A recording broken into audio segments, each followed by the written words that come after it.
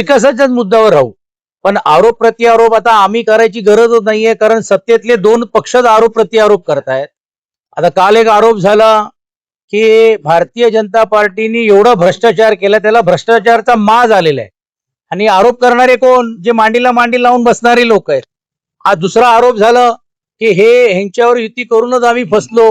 ह्यांच्या भ्रष्टाचाराचे पण खूप काही प्रकरण आमच्याकडे. म्हणजे आता काय माहित नाही, मला समजत नाही. परंतु एक गोष्ट नक्की आहे की ह्या आरोप प्रत्यारोपामध्ये लोकांना पर्याय काय, आणि म्हणून लोकांना पर्याय आम्ही एक स्वच्छ प्रतिमेचा, कुठच्याही भ्रष्टाचाराचा आरोप नसलेला, गावकरींचा आणि विशेषतः समाजाशी एक नाळ असलेला एक उमेदवार, चेतन पवार असतील, सागररावजी असतील, ही सर्व मंडळींना देण्याचं काम आम्ही यासाठी केलेलं आहे. आणि म्हणून मला आत्मविश्वास आहे की आम्ही त्या राजकारणामध्ये न पडता आरोप प्रत्यारोप एक स्वच्छ कारभार करू, वॉटर गटर मीटरच्या पलीकडे पण सामाजिक बांधिलकी ठेवून या परिसराला स्मार्ट सिटी, खऱ्या स्मार्ट सिटी करून देऊ.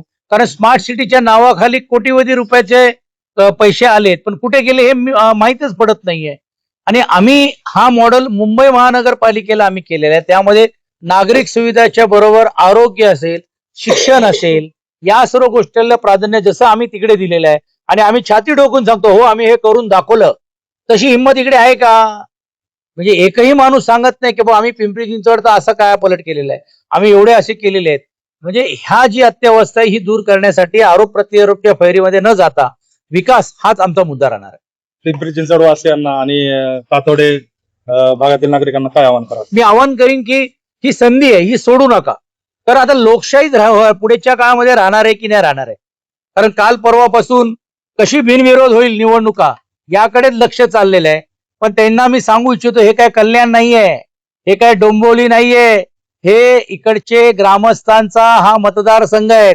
आम्ही विकले जाणारे लोक नाही आहोत, आम्ही घाबरणारे लोक नाही आहोत, आम्ही लोकशाही टिकणारे आणि लोकशाही मांडणारे आहोत. कारण बिनविरोध करून आता एक नवीन पद्धत सुरू झालेली आहे की एक उमेदवारच समोर ठेवायचं नाही. म्हणजे आम्हाला मतदाराकडे जायची गरज नाही, मतदारांचे प्रश्न समजून घेण्याची गरज नाही, त्यांना आश्वासन देण्याची गरज नाही. ही पद्धत मोडून काढण्यासाठीच आज आम्ही इकडे उभे राहिलोत. आणि मी सर्व आपल्या माध्यमातून मतदारांना आवाहन करीन की या आमच्या पॅनलला निवडून द्या. कारण यांच्या मागे मी स्वतः सचिन अहिर म्हणून घेऊन, मी पक्षाचा एक प्रतिनिधी म्हणून, आदरणीय उद्धव बाळासाहेब ठाकरे आणि आदित्य ठाकरेचा दूत म्हणून इकडे यासाठी सांगायला आलोय की या भागातल्या विकासाचा कायापालट करण्यासाठी चेतन पवारच एकटे नाही, तर त्यांच्या मागे आम्ही पूर्ण ताकद पक्षाची आम्ही लावणार आहोत.